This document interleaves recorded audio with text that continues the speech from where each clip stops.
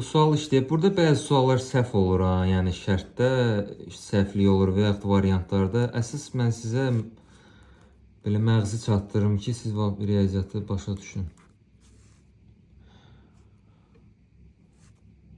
Aha, beləyəndə biraz. Aha, deməli deyir 51 vaat böyük hansı? Deyir bu ifadə birinci ifadə ikincidən 51 vaat böyükdür. Birinci böyükdür, ikinci kiçik tamam. Bu böyükdür 51 vaat.